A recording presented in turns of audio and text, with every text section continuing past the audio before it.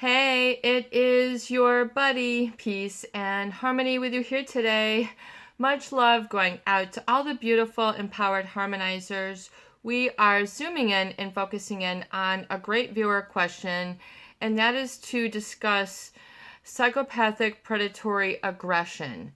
Psychopathic predatory aggression. So, yes, Dr. Robert Hare, really one of the more pioneers in this area, has developed the Hare checklist. And he talks about really the requirements for psychopathy. And so, if you understand a little bit about this personality type, you'll understand that they have a deficit of feeling. This makes them very prone to boredom or what you might consider lack of stimulation, which then promulgates or promotes them to do sort of high risk or high stimulating behavior. High risk because it gives them some feeling of reward, stimulation. Something that is indicative oftentimes in a psychopath is their propensity for boredom. They don't like to be sitting still for very long. They want to have a lot going on, even if it means sort of having one thing going on here, another thing going on there, another thing going on here simultaneously.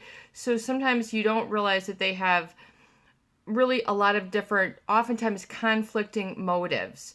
So this sort of aggression, if you want to sort of look at aggression, it's to understand, I would say, that they are motivated by really what they want and then what gives them a rise. And oftentimes, seeing others hurt, seeing others confused, seeing others dazed, bringing out the worst of people, making them angry, making them lose it, lose their cool, lose their bananas, fall flat on their face, make a big mistake, suffer, whatever it is, that they will oftentimes and engage in behavior that elicits what you might consider aggressiveness. So this is really beyond assertiveness. And the understanding with the psychopath is to understand that they really do not experience fear because of the wiring in their amygdala, the fight or flight center, shows a decreased or inactivity in the brains of a psychopath. So what would arouse you, stimulate fear, stimulate consciousness, stimulate that alert in your amygdala, like look out, that is dangerous. I wouldn't go there. And then your feelings, are then picking up. And then so you are in alignment with this. And so you avoid problems. So a psychopath, they really are fearless. They don't experience fear the way that others do. In fact, they really just have a filter that really does not involve any emotions whatsoever. I would say other than that of the rage and then the boredom, which are their sort of button pushers, if you will. And they, what pushes their buttons? Who do they, target or scope out? Those people with abundance of what they don't have, an abundance of feeling, emotion, sensitivity, empathy, heart, nostalgia, the abstracts, people who are what you might consider emotionally intelligent, truth tellers. These people tend to sort of tick off the psychopath. This is just sort of like a cat and mouse game for them. So they will, I would say, become very triggered or find very playful or amusing or entertaining designing and engineering a chaos that causes others confusion, rumination, painful feelings, loneliness, isolation, existential hurt. I mean, these are all the things that a psychopath really is in their play box. When they go into the sandbox to play, they are playing for very different stakes and very different things than you might think in a quote-unquote, air-unquote relationship. They really don't have relationships in that same way. So they are intra-species predators. So if you understand what a predator is, they are looking to take out that which is their prey. So they prey on people, namely not like a lion and a gazelle. More, it is an intra-species predator. So, for example, it's very strange to understand this pattern because you don't really see lions going after lions. You don't see gazelles going after gazelles. You don't see too many animals in the animal kingdom or even in the fish kingdom, where people are trying to take out their own, really, in this way. So intraspecies predator is the coin termed. So just like if you think of a predatory animal or a bird of prey, they're sort of scoping the situation out, and they'll be sussing it out. They've got their hunter skills. They're crouching down. They're camouflaged. They are undetectable to the naked eye. You don't hear a psychopathic footstep. You don't hear the psychopathic doorbell. They don't come out and say, although they might expose themselves and say specific things like, I'm dangerous, I'm fox-like, or I'm, cold as ice, or whatever it is, I'm cool under pressure. So oftentimes these traits will oftentimes be admired or unknowingly complimented by others. In other words, the guy or gal who, would cave under pressure, these people don't feel a tinge of guilt, remorse, conscience, or fear. So oftentimes this positions them for high levels of employment or high levels of power and high levels of control because they're able to do really what other people are not. They don't have concern. So they are able to exploit those people who are vulnerable. And so they look for those who are vulnerable. So, for example, what is a vulnerability that they might aggress on? So for example, a child who can't drive, who can't cook for themselves, who can't, they don't know how to make their bed. Children really take a long time to develop, and so these children are vulnerable and impressionable, which means they don't know better.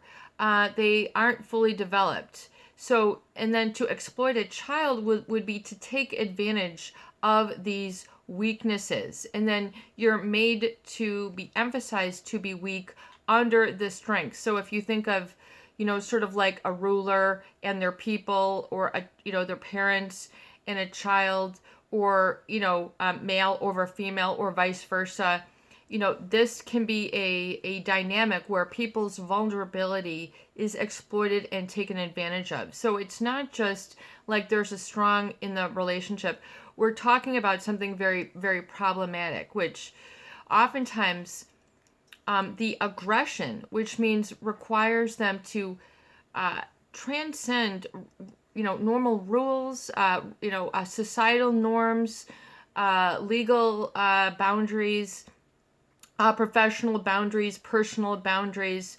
So, in other words, they will aggress against this. They are also, and they don't feel any remorse, guilt, feel sorry, especially when, so others being hurt. I feel that they are oftentimes sort of maybe entertained or aroused. So they're feeling in a spectrum, if you will heavily rely on rage. So they're very driven in this way. So you might say this person's a real go-getter. They have a lot of energy. They did all this very quickly. They climbed to the top. How did they all of a sudden, poof, and they're at the top? It's because they're able to sort of see through loopholes, see who to get what from, see who to be in front of, see whose car to par next to, see whose coffee cup. They have all these very sort of tangential ways of positioning themselves to get in front of people, places, situations, and events that lead to rapid advancement.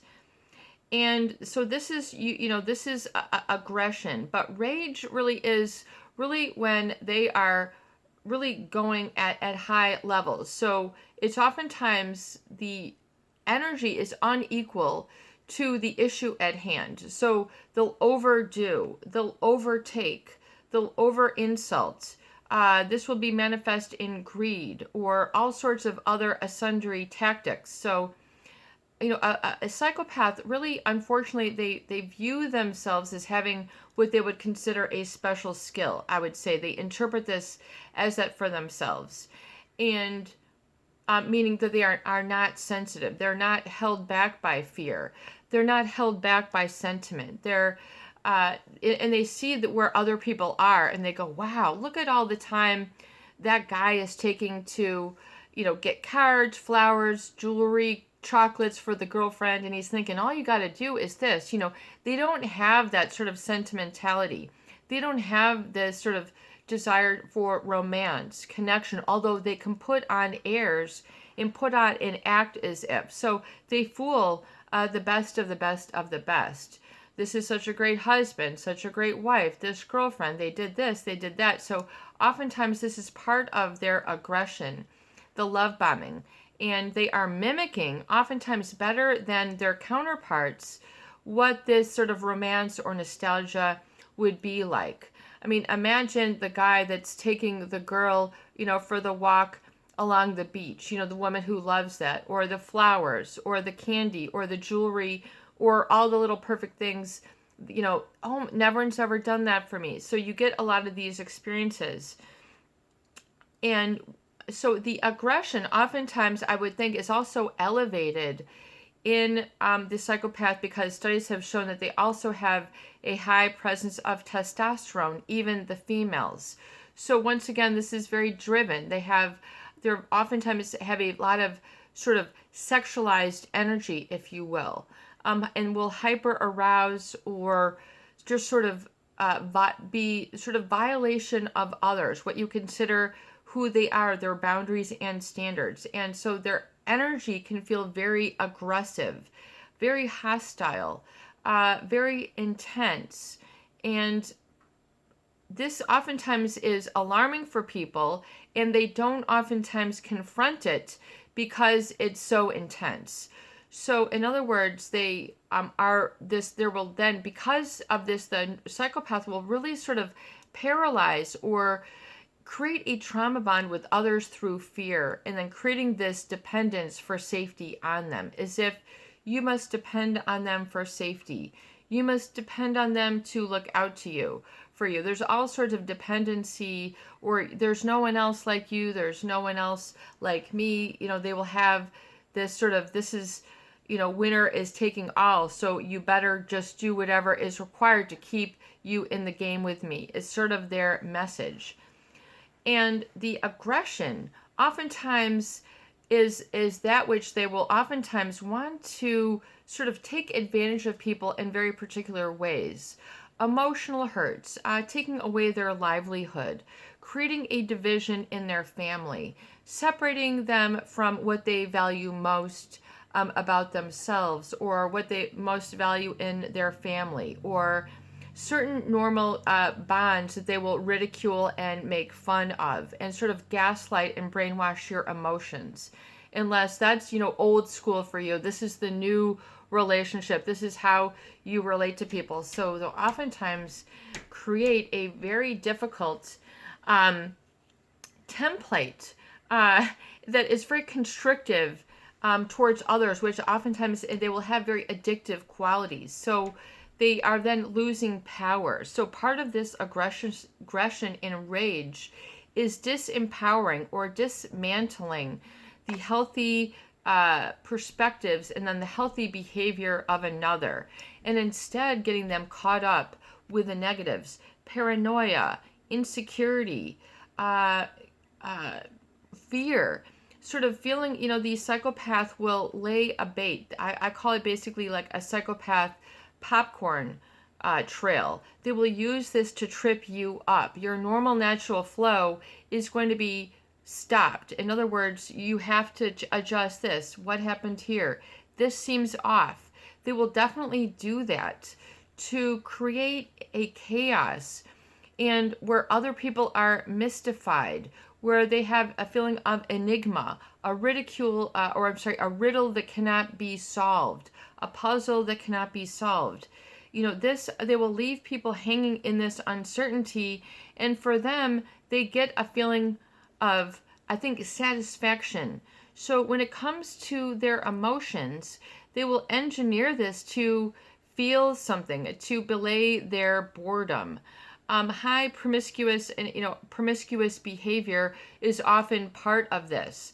Inappropriate advances in inappropriate places, violating boundaries. So, in other words, this can then tangle with the law. This becomes really a bad way that they try to stimulate or arouse or obtain attraction or be attractive to people. And so it's sort of taking others life force and derailing it from the positive, the productive. I call that the positive orderly thinking, behaving. I call that pod thinking. So that which elevates you and causes you to experience success, they will oftentimes want to undermine this. So an undermine basically is to lessen the effectiveness of you, your power, or your ability, especially gratuitously or insidiously. So the propensity, I would say, is part of the rage or aggression is not just physical aggression, but it's emotional and psychological aggression, that of undermining you. Especially when you did not know you were being undermined. In other words, like a child, who needs school, who needs clothing, who grows, so to undermine a child, so not to help them with their homework, not to, give them the information they need, send them to school empty-handed, send them to school without doing their homework. This is setting them up for failure. So this is also in a psychopathic aggression. In the workplace, you didn't get this email. They purposely leave you out, leaving you out of what you need, your studies, the food, information, helping you. They won't clue you in because they would rather you be powerless, confused, fearful, and sort of obligated to the wrong things. This is how they get control, and it gives them this sense of satisfaction, where kind of like it becomes, if they can make others miserable, and then misery loves company, it's a way for them to sort of always be needed or connected in this malevolent way. Oftentimes this is very malicious, very cold, you would say, or cruel. Is this sort of undermining, but yet they will appear on the outside as if they are, your best advocate. And so undermining is from the English under and then the English mine. So if you think it was usually erode the basis or foundation of. So oftentimes part of this aggression is to undermine, I would feel, the base or foundation of another. So part of that is that existential.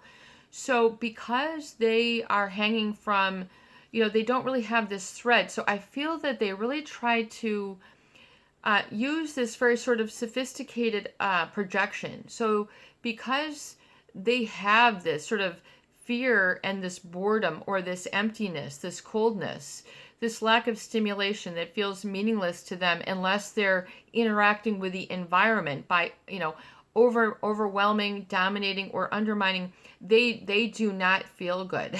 So they feel very uncomfortable. So this is what it is meaning when they have a high propensity for high risk behaviors, doing things that will give them this satisfaction, which oftentimes is neurochemical in nature. So it's also based on the neurochemical wiring. Studies have shown that a psychopath is 4 times more sensitive to dopamine, and then also have higher presence of testosterone. So if you think about when they want something, just like the foot is on the gas pedal and floored. So yet they're able to navigate in a very sly way because they are able to sort of see through, if you will, almost like psychopathic x-ray vision.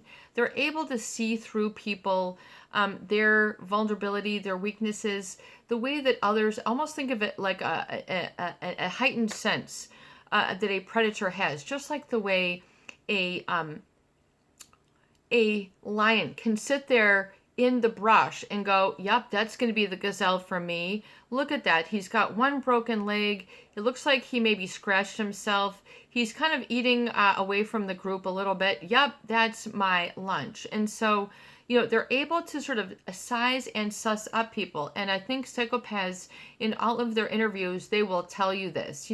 They can tell by body language, how you carry yourself, the emotionality of your words. I mean, they can tell if you're lonely, if you need a companion, if you're an expert who hasn't been acknowledged and validated, and here they come waltzing in, and all of a sudden they're the best thing since sliced bread. So part of that is the undermining. Undermine. In other words, they will undermine you, sabotage you to sort of get their joy, to get their rocks off, to get their stimulation, to erode, wear away, eat at, wear you down, break you down, tirelessly, to the point where, you might not even be sleeping as much, eating as much, focusing as much, sleeping as much. I mean, this is an indicator of the results, what you will feel physically, viscerally. And it is to threaten, to weaken, to compromise, and to diminish. So, in other words, they are to reduce your efficacy, is part of the approach of their aggression and their hostility, which is to sort of take you out, if you will. And they're not going to do it, they're going to do it over a period of time until they're just done, until they're like, I'm bored, or they, you no longer serve a purpose for them. So these relationships are very oftentimes felt to be that you are being played. They're utilitarian. They use people to get places. And once you've gotten them from A to B, which is already pre-calculated before you even showed up, once they're from A to B, they're just like going to take the boat, and they're just going to be like, yeah, see ya. I'm on my way. I'm doing this. And so it's very confusing for others how this could have happened. Until you sort of expose the narcissist or expose the psychopath for really who and what they are. And they will have no shame. They will have no remorse. They don't feel that they have done anything wrong, because this is just who they are, but they know that when they ruin others, they go, wow, that person just lost their business. Ha, ha, ha, ha, ha. They just, had to liquidate their child's college fund because I wanted them to invest in this house. Ha, ha, ha, ha, ha. They did this, they lost this, and then they just sort of take on that dopamine, that reward, that is their stimulation. They will put, a number of different things in others' paths. So doing things to, like, what else is psychopathic rage? Having a couple of dates, show up at the same restaurant. One is at this side, one is at the other, and then they're juggling back and forth. Or it could be 2 or 3, or similar things on holidays, birthdays, jobs, you name it. They will have, and oftentimes be, part of their aggression would be sort of this, a very disagreeableness. So in other words, once they really want to get into the devalue and the discard, in those stages, you'll see a much different type of communication. One that is trying to throw you off, one that does not follow through, that does not allow for closure or normal communication, withholding, and so they can literally, little by little, chip away at you, until, something is really rock bottom for people in their life. So, you want to be able to see this coming, but not only that, understand how rage, how it plays out in a psychopath. It's not always just like, them pounding on the floor. There's other aggressive activities that they can do emotionally, financially, with all sorts of other senses that they will involve to throw off or break down others. And to undermine is like to dig or evacuate beneath the building so as to make it collapse.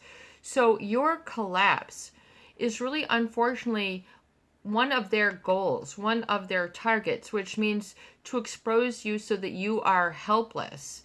And that to them, they will try to engage in this. So they will engineer this through the triangulation, through the smear campaign, through character assassination. This is just what they do. So the aggression can take many other forms. Emotional aggression, which can be emotional, criticism, not invalidating you. So there's many other ways that their rage can manifest. So don't think that they're trying to help you. It's not constructive criticism. They're oftentimes trying to undermine you and make it so that your foundation is not solid, is not strong, is not focused on where it needs to be. If they can take you off of this center and this focus, they consider themselves victorious. They can then feel that they have power. This gives them that satisfaction. So unfortunately, you do not want to be played by these people.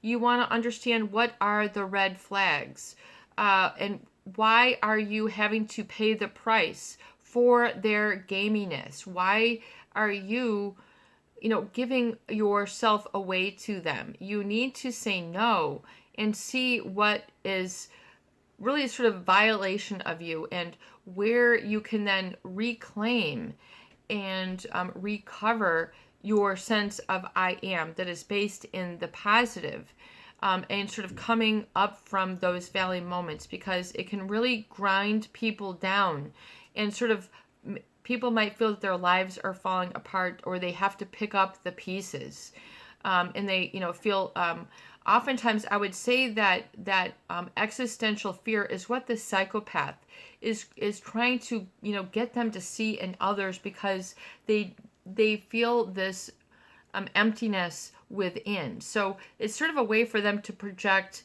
and cause others to inflict this pain that they cannot process and deal with themselves. So it's a way for them to not be responsible. It's a way for them to blame and then create accountability for others to work through all the things that they can't work through, if that makes sense. So it's a real double whammy. But this sort of civil engineering and this undermining is really a very sneaky aggression in the psychopath that a lot of people, and we can talk. We could talk about this for so long. We can do other videos in this series. So that's a great question. This is your buddy, Peace and Harmony, with you here today, and I hope that these videos do help. Please share, please subscribe, and for goodness sake, please donate for more great tools, videos, discussion, and support.